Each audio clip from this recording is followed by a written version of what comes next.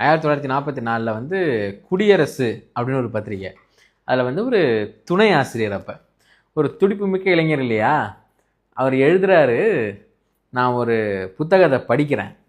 அதில் ஒரு பக்கத்தில் நான் படிக்கும்போது தச்சன் வண்ணான் அப்படின்னு இருக்கு. நான் அப்படியே அது அடுத்த பக்கத்துக்கு நான் போகும்போது ஐயர் அப்படின்னு இருக்கு. இதை பார்க்கும்போது மானமிகு தமிழா உங்களுக்கு வந்து இது அவமானமாக தெரியலையா அப்படின்னு சொல்லி எழுதுறாரு அந்த குடியரசு பத்திரிகையில். இதோட இம்பேக்ட் அவருக்கு எது வரைக்கும் இருக்குன்னா, இவர் 1957 வந்து வெரி ஃபர்ஸ்ட் டைம் எம்எல்ஏ ஆகிறார். காங்கிரஸ் ஆட்சி, இவங்க 15 பேர் திமுகலேருந்து எம்எல்ஏ ஆகிறாங்க, அண்ணா, அறிஞர் அண்ணா உட்பட.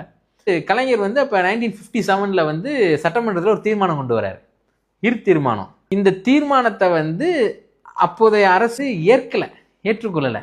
தி சோ கால்டு கிளீன் பொலிட்டீஷியன், அரசியல்வாதினா இப்படி தான் இருக்கணும்னு இப்போ வந்து ஒரு சில பிம்பத்தை கட்டமைக்கிறாங்க இல்லையா, அப்படிப்பட்டவரான ஐயா மதிப்பிற்குரிய காமராஜர் அவர்களும் ஐயா மதிப்பிற்குரிய திரு கக்கன் அவர்களும் அப்போது இருந்த சட்டப்பேரவை அது.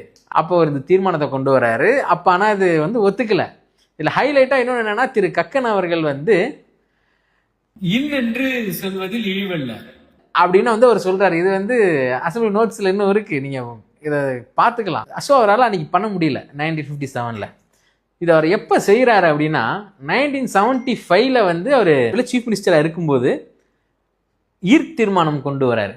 அதாவது இனிமே வண்ணான் இல்லை வண்ணார், தச்சன் இல்லை தச்சர் அப்படின்னு சொல்லி எல்லா ஜாதிகள் பெயர்களுக்கு பின்னாடி வந்து கொண்டு வர்றாரு. இது மட்டும் இல்லை, இன்னொரு விஷயமும் அவர் செய்கிறாரு.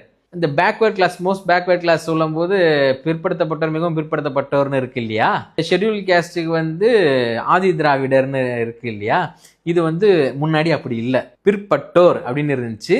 இன்னும் ஷெட்யூல் கேஸ்ட்டுக்கு வேற மாதிரி இருந்தது. அவங்க வந்து பிற்பட்டோர் கிடையாது, அவங்க வந்து குறிப்பிட்ட ஒரு சிலரால் பிற்படுத்தப்பட்டாங்க. ஸோ அதனால வந்து அதை பிற்படுத்தப்பட்டோர் அப்படின்னு மாற்றினார். ஷெட்யூல் கேஸ்ட்டுக்கு வந்து ஆதி திராவிடர் அப்படின்னு மாற்றினார். 1944 வந்து அவர் மனசில் தோன்ற ஒரு விஷயத்த அவர் செயல்படுத்துறதுக்கு வந்து 1975 ஆயிருக்கு, கிட்டத்தட்ட 30 வருஷம் ஆயிருக்கு இல்லையா.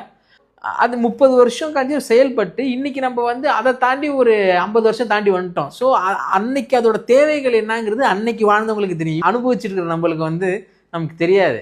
தான் கமல் ஒரு படத்தில் சொல்லுவார், சந்தோஷம்னா என்னன்னு நம்ம அனுபவிக்கும் போது நமக்கு அது தெரியறது இல்லை, அது இல்லாத போது தான் நமக்கு தெரியும் அப்படிம்பார். அதை மாதிரி தான் இந்த விஷயங்கள்லாம் வந்து ஒரு விஷயத்தையும் அது எவ்வளோ பெரிய சமூக மாற்றத்தை வந்து இந்த சமுதாயத்தில் உருவாக்குச்சு அப்படிங்கிறது வந்து அதை அனுபவிச்சவங்களுக்கு தான் தெரியும்.